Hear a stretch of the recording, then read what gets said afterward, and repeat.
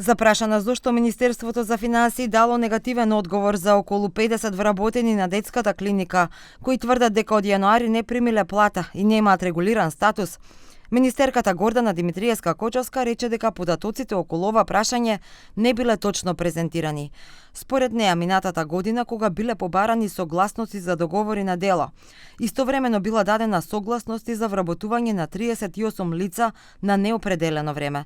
Значи, според неа, Министерството не одбило согласности за лекари и медицински персонал. Морам исто така да истакнам, бев толерантна, речи си еден месец, дека кога станува збор за согласностите за вработување, не станува збор за вработување на доктори и медицински персонал. И тоа, ако го прашате директорот, нека ги извади согласностите, да видиме дали од Министерството за финансии до сега бил одбиен за доктори и медицински персонал, дури и унапредувања имаат. Во изминатата година многу напредување има, посебно има за доктори. А според министерката за техничкиот персонал, вработувањата треба да се прават според финансиските можности што ги има институцијата, префрлајќи ја на тој начин вината кај директорот на клиниката. За овој случај, да речеме, половина година да помине, они излезат на протест, за јавноста да дознае дека за 50 на луѓе работат буквално без пари.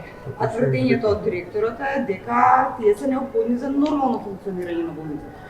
Мислам дека ова прашање треба да го одговори директорот на болницата и како тие луѓе доаѓале на работа, при тоа немале договори. Јас не познавам некој таков да отиде на работа да нема договор. Прашате го директорот, треба тој да ви одговори на ова прашање.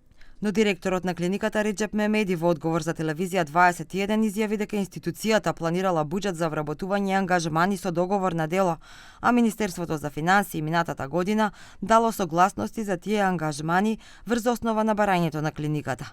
Според него, со истото буџетско планирање, Министерството во 2025 година и дало на клиниката согласности за ангажирање работници со договор на дело врз основа на барањето на клиниката. Во декември 2025 година, според Мемеди, заедно со барањето за продолжување на овие согласности за 2026 година, клиниката ја доставила и соодветната табела, образец во кој точно бил наведен потребниот буџет за овие вработувања и буџетот што клиниката го поседува за исплата на плати. На 22 април 2026 година детската клиника го прими официјалниот негативен одговор во врска со барањето испратено во декември 2025 година за продолжување на согласностите за работниците со договори.